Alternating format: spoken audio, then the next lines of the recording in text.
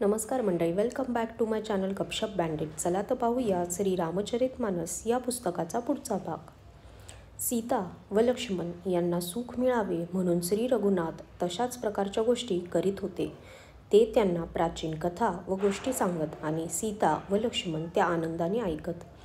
जेव्हा जेव्हा श्रीरामांना अयोध्येची आठवण येई तेव्हा तेव्हा त्यांच्या डोळ्यांमध्ये अश्रू दाटत. माता, पिता, कुटुंबीय, बंधू व भरताचे प्रेम, शील आणि सेवाभाव आठवून कृपासागर प्रभू श्रीरामचंद्र दुःखी होत. परंतु सध्या वेळ वाईट आहे असे समजून धीर धरत. श्रीरामांना दुःखी झालेले पाहून सीता व लक्ष्मण हे सुद्धा व्याकुळ होऊन जात. ज्याप्रमाणे मनुष्याचे प्रतिबिंब मनुष्यासारखेच वागते त्याप्रमाणे मग धीर, कृपाळू आणि भक्तांचे हृदय शांत करण्यासाठी चंदनरूप बनून रघुकुलाला आनंदित करणारे श्रीराम हे प्रिय पत्नी बंधू लक्ष्मण यांची दशा पाहून काही पवित्र कथा सांगू लागत. त्या ऐकल्याने लक्ष्मण व सीता सुखी होत. अमरावतीत इंद्र हे सची व पुत्र जयंतासह राहतात. त्याप्रमाणे लक्ष्मण व सीता यांच्यासह श्रीराम पर्णकुटीत शोभून दिसत होते. ज्याप्रमाणे पापण्या डोळ्यांचे रक्षण करतात त्याप्रमाणे प्रभू श्रीराम हे सीता व लक्ष्मण यांची काळजी घेत.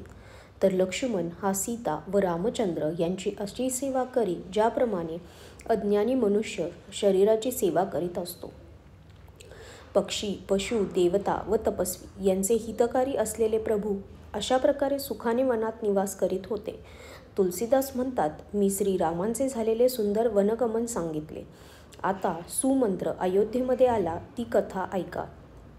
प्रभू श्रीरामांना पोहोचवून जेव्हा निषादराज गुह परतला तेव्हा आल्यावर त्याला सुमंत्र रथ घेऊन उभा असल्याचे दिसले. मंत्री व्याकुळ झाल्याचे पाहून निषादाला इतके दुःख झाले की काही सांगता येत नाही. निषाद एकटाच परत आल्याचे पाहून सुमंत्र हे रामा, हे रामा, हे सीते, हे लक्ष्मणा असे पुकारत फार व्याकुळ होऊन जमिनीवर पडला. रथाचे घोडे दक्षिण दिशेकडे पाहत खिंकाळत होते. पंख नसलेले पक्षी व्याकुळ होतात त्याप्रमाणे ते सुद्धा व्याकुळ होते. ते गवत खात नव्हते, पाणी पित नव्हते, त्यांच्या डोळ्यातून फक्त पाणी वाहत होते. श्रीरामांच्या घोड्यांची दशा पाहून सर्व निषाद व्याकुळ झाले. तेव्हा धीर धरून निषादराज म्हणू लागला, हे सुमंत्र, आता खेद सोडून द्या. तुम्ही विद्वान व परमार्थ जाणणारी आहात. दैव प्रतिकूल आहे असे समजून स्वतःला सावरा. गोड बोलून तऱ्हेतऱ्हेचे कथा सांगून निषादाने सुमंत्राला बळेच रथात बसवले. परंतु शोकामुळे त्याच्यामध्ये रथ हाकण्याचे त्राणही उरले नव्हते. त्याच्या मनात श्रीरामांच्या विरहाची मोठी तीव्र वेदना होती. घोडे तडफडत होते आणि वाटेवर धड चालत नव्हते.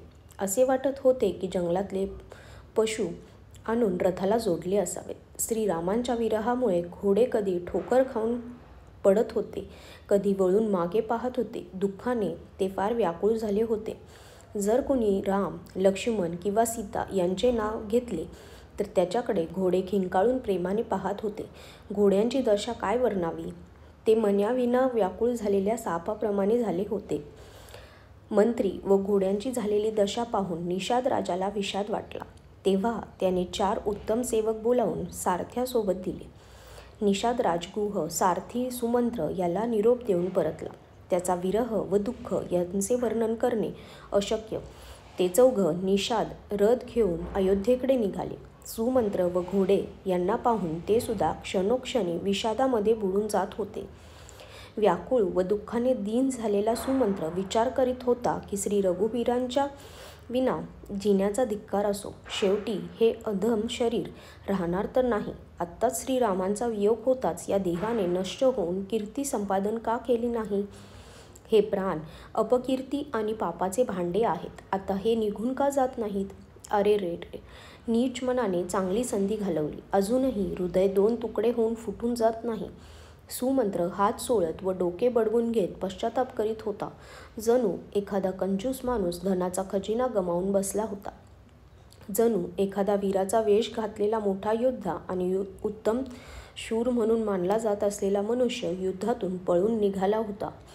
ज्याप्रमाणे कोणी विवेकशील, वेदसंपन्न, साधुसंमत वागणाऱ्या कुलीन ब्राह्मणाने चुकून मद्य प्यावी आणि मग पश्चाताप करावा त्याप्रमाणे मंत्री पश्चाताप करीत होता.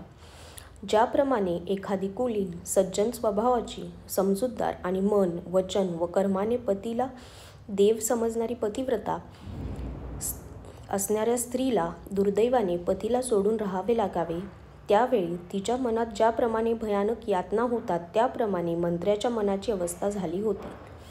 डोळ्यात पाणी भरले होते, दृष्टी मंद झाली होती, कानांना काही ऐकू येत नव्हते, व्याकुळ झालेली बुद्धी भरकटत होती, ओठ सुकले होते, तोंड चिकटले होते. परंतु ही मृत्यूची लक्षणे असूनही प्राण जात नव्हते, कारण अंतःकरणाला 14 वर्षांचा अवधी संपल्यावर भगवंत पुन्हा भेटतील या आशेचे दार लागले होते. सुमंत्राचा चेहरा पडला होता, तो पाहावत नव्हता. असे वाटत होते की त्याच्या हातून जणू आई-वडिलांची हत्या घडली असावी. त्याच्या मनात रामवियोगरूपी हानी झाल्याची मोठी वेदना होती. ज्याप्रमाणे एखादा पापी मनुष्य नरकात जाताना मार्गामध्ये काळजी करीत असतो, त्याप्रमाणे त्याची स्थिती झाली होती. तोंडातून शब्द फुटत नव्हता. मनात काळजी होती की अयोध्येस गेल्यावर काय दिसेल. श्रीराम नसलेला रथ जो कोणी पाहेल तो माझं तोंडही पाहणार नाही. नगरातील सर्व व्याकुळ स्त्री पुरुष धावत येऊन मला विचारतील तेव्हा छातीवर दगड ठेवून सर्वांना उत्तर द्यावे लागेल. आजच्यासाठी धन्यवाद.